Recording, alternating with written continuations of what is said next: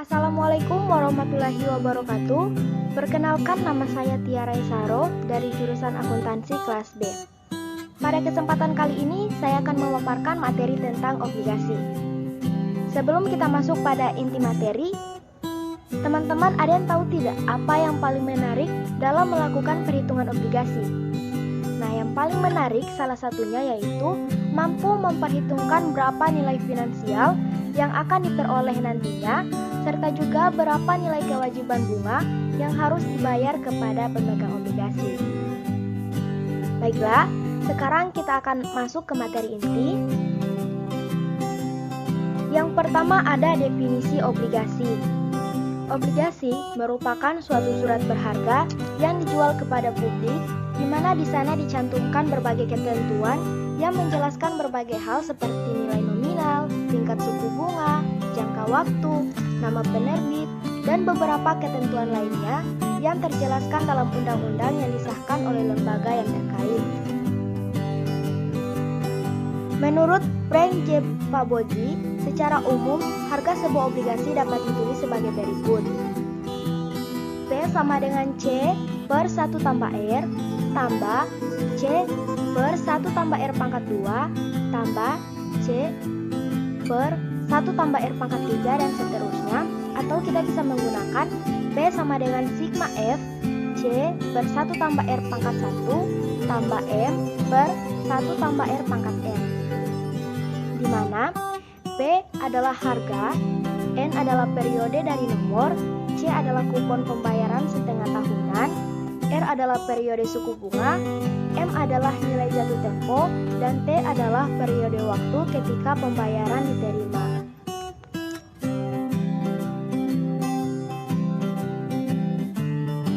Selanjutnya, siapa saja pihak yang berhak menerbitkan obligasi?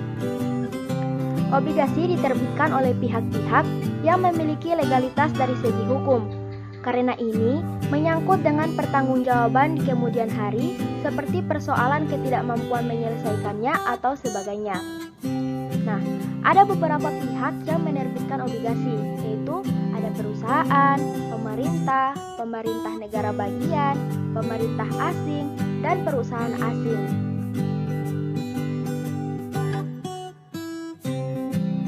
Selanjutnya, alasan perusahaan menerbitkan obligasi. Pada saat sebuah perusahaan menerbitkan obligasi, ada beberapa alasan yang mendasari atau keuntungan yang akan diperoleh, yaitu yang pertama, penetapan bunga obligasi biasanya tidak terlalu tinggi. Kedua, biaya dalam penerbitan atau mencetak obligasi adalah lebih murah dibandingkan dengan menerbitkan saham, karena menerbitkan saham hitungannya adalah per lot, dan satu lot adalah 500 lembar. Yang ketiga, pada saat obligasi dilakukan dan dijual ke publik, maka jika terjadi kendala dalam pembayaran obligasi, perusahaan bisa menyelesaikan dengan mengalihkan pemegang obligasi menjadi pemegang saham yang biasa dikenal dengan obligasi konversi.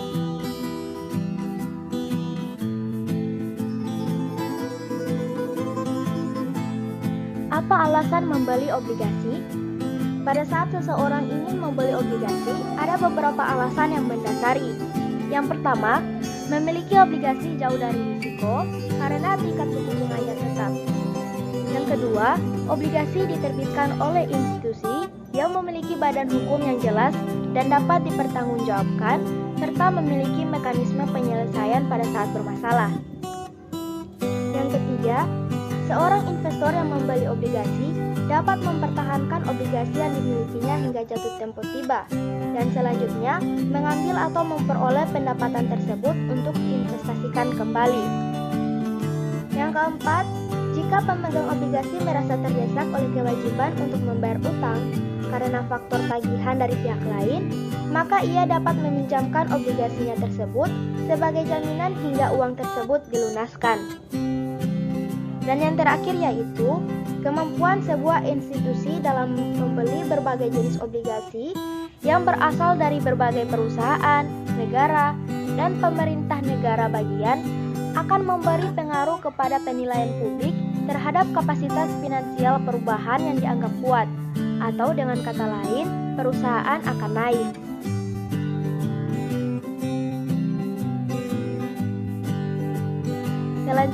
ada peringkat obligasi.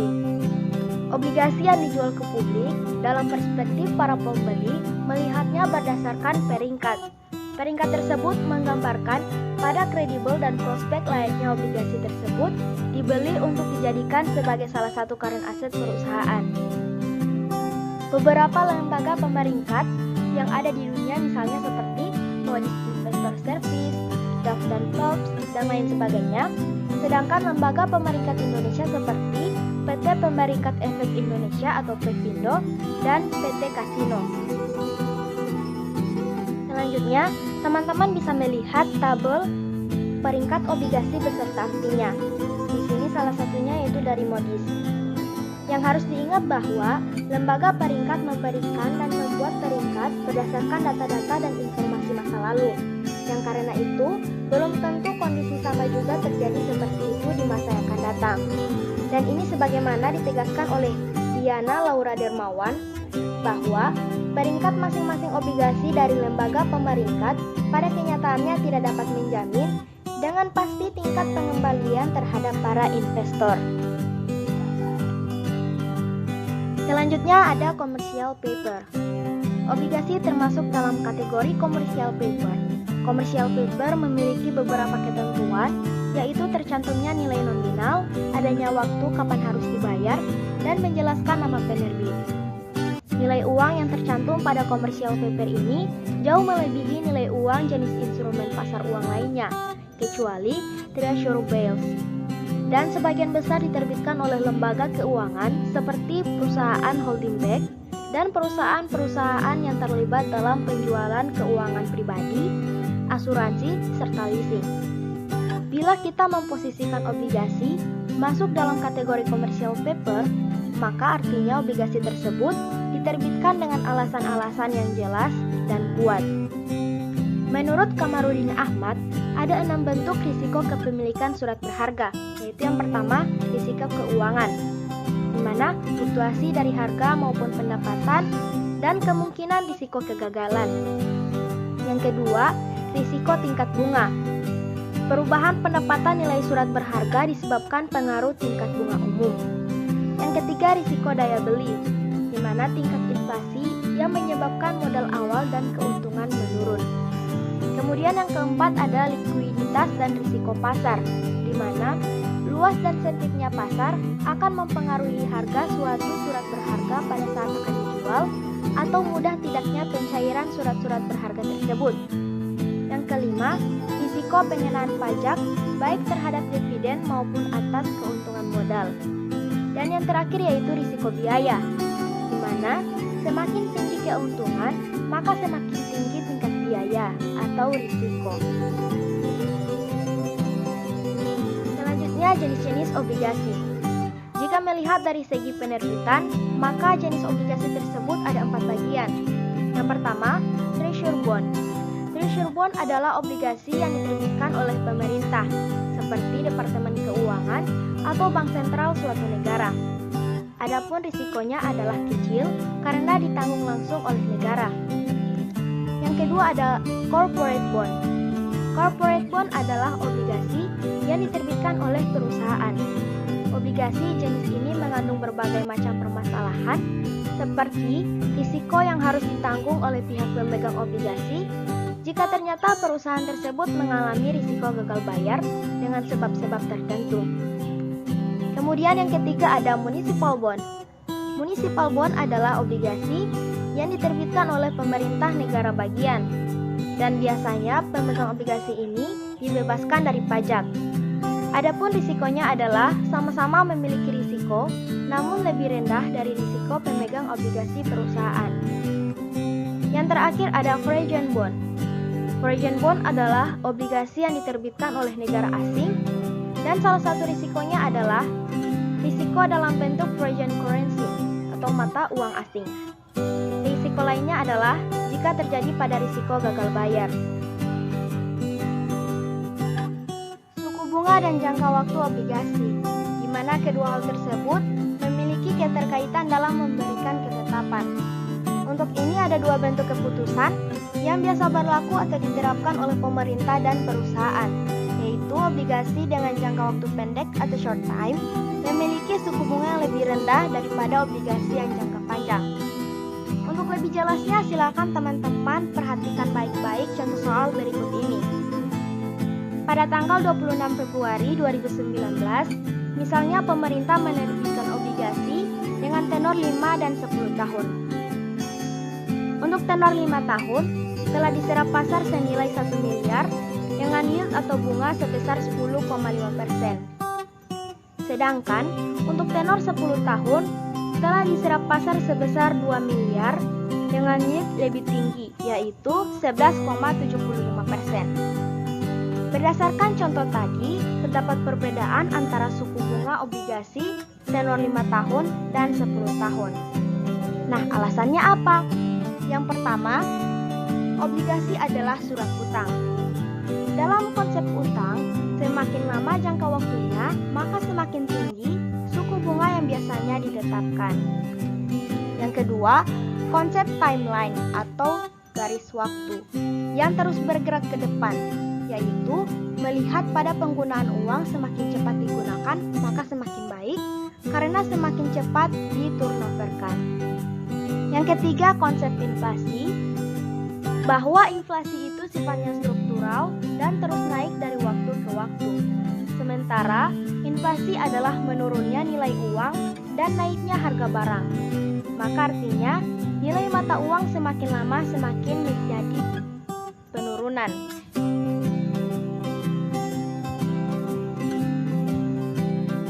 Kemudian ada obligasi yang dijual tanpa ada batas waktu. Jika pergerakan obligasi terjadi dalam gerakan yang stabil, atau dengan kata lain tumbuh dengan tanpa ada kendala dan permasalahan, serta obligasi tersebut diperjualbelikan, tidak memiliki batas waktu, maka kita dapat menulis dengan formula seperti di bawah ini. Dengan keterangan, OTB adalah obligasi tanpa batas waktu, G adalah nilai obligasi, dan R adalah tingkat keuntungan yang diharapkan dengan penetapan suku bunga yang ditentukan. Selanjutnya, tingkat bunga obligasi. Berbeda tingkat bunga obligasi sangat tergantung pada dua hal. Yang pertama, waktu jatuh temponya suatu obligasi. Suatu obligasi yang mempunyai waktu jatuh tempo yang berbeda akan mempunyai kepekaan yield obligasi yang berbeda pula. Yang kedua, premi risiko obligasi. Premi risiko terkait dengan premi yang diminta oleh peminjam sebagai kompensasi atas risiko obligasi yang ditanggungnya. Berikut spot interest rate, merupakan tingkat bunga dari obligasi yang hanya mempunyai satu arus kas bagi pembeli obligasi tersebut. Obligasi dengan satu arus kas seperti ini sering disebut juga dengan zero coupon dan pure discount bond. Nominal yield dan current yield. Yield merupakan hasil yang diperoleh dari menginvestasikan sejumlah dana pada suatu obligasi. Nominal yield merupakan tingkat bunga dari suatu obligasi. Contoh, PT Hayam Wuruk Perkasa menerbitkan obligasi dengan tingkat suku bunga adalah 12,5% per tahun. Maka artinya nominal yield obligasi tersebut adalah 12,5%. Current yield adalah rasio tingkat bunga obligasi terhadap harga pasar dari obligasi. Adapun rumus untuk menghitungnya adalah CY sama dengan CI per PM, di mana CY adalah current yield dari obligasi tersebut, CI adalah coupon interest atau kewajiban membayar kupon obligasi pada tahun ini, dan PM adalah market price of bond atau harga pasar dari obligasi. Kita masuk pada contoh soal. Yang pertama, diketahui PT Mahesa Dewa melakukan pembayaran obligasi per tahunnya adalah 45 juta dan harga yang ditetapkan adalah 385 juta. Maka selanjutnya kita dapat menghitung current yield-nya adalah. Nah, sekarang teman-teman tinggal masukkan angka-angka tadi ke dalam rumus yang telah ada. Kemudian didapatkan hasilnya adalah sebesar 11,69%. Contoh soal kedua. Informasi diperoleh bahwa manajer keuangan PT Rinko Kabudi pembayaran obligasi per tahunnya adalah 133 juta. Adapun harga yang ditetapkan sebesar 450 juta. Maka selanjutnya kita dapat menghitung current yield-nya. Nah, pengerjaannya tetap sama seperti pada contoh soal yang pertama, di mana kita membagi antara kewajiban membayar kupon dan harga pasar dari obligasi. Kemudian kita memperoleh hasilnya yaitu sebesar 30%. Yield to maturity atau YTM adalah keuntungan yang diperoleh oleh seorang investor dalam membeli commercial paper, yaitu obligasi pada harga pasar saat ini, dan selanjutnya menahan obligasi tersebut hingga waktu deadline atau jatuh tempo tiba. Adapun rumus yang digunakan untuk menghitung YTM adalah seperti di bawah ini. Dengan keterangan, P adalah harga obligasi saat ini, C adalah pembayaran kupon untuk setiap tahunnya, T adalah yield to maturity, dan TN adalah nilai jatuh tempo. Di beberapa buku teks manajemen keuangan lainnya, yield to maturity dihitung dengan menggunakan formula yang berbeda, seperti yang terdapat dan dikemukakan oleh Bambang Rianto dalam bukunya yang berjudul Dasar-dasar Pembelajaran Perusahaan, yaitu sebagai berikut. Sama dengan C tambah F kurang P per N per P tambah F per 2. Dengan keterangan, C adalah bunga tahunan dalam rupiah, F adalah harga nominal dari obligasi, P adalah harga pasar, dan N adalah umur obligasi. Untuk lebih jelasnya, mari kita perhatikan contoh soal berikut ini. Yang pertama, berdasarkan analisis yang dilakukan, maka diketahui bahwa umur obligasi PT Aulia Pertama adalah 10 tahun, di mana bernilai nominal sebesar 5 miliar dan harga pasar yang berlaku adalah 4,5 miliar, dan membayar bunga obligasi sebesar 5% setiap tahunnya. Maka berdasarkan data tersebut, kita dapat menghitung besarnya rate of return dari obligasi tersebut. Teman-teman sekarang masukkan angka-angka tadi ke dalam rumus yang sudah ada, sama dengan 5% kali 5 miliar tambah 5 miliar kurang 4,5 miliar per 10 per 4,5 miliar tambah 5 miliar per 2. Kemudian didapatkan hasilnya yaitu 0,06358 atau 6,3158%. Lanjut contoh soal kedua. Seorang manajer pada PT Serikat Mulia melakukan analisis terhadap sebuah obligasi yang diketahui umur dari obligasi tersebut adalah 15 tahun. Dengan nilai nominal 25 miliar dan harga pasar yang berlaku adalah 24,5 miliar. Bunga obligasi yang dibayarkan sebesar 5,5% setiap tahunnya. Dari data tersebut, maka hitunglah besarnya rate of return dari obligasi apabila dipertahankan sampai hari jatuh temponya. Pengerjaannya tetap sama seperti contoh soal yang pertama. Teman-teman tinggal masukkan angka-angkanya dengan ke dalam rumus yang telah ada. Teman-teman harus perhatikan baik-baik, jangan sampai salah memasukkan angka-angka, karena bisa mengakibatkan kesalahan yang fatal. Di sini kita dapat hasilnya yaitu 0,05690 atau 5,690%. Itulah pemaparan materi dari saya. Mohon maaf apabila ada salah kata. Semoga bermanfaat. Sekian dan terima kasih. Wassalamualaikum warahmatullahi wabarakatuh.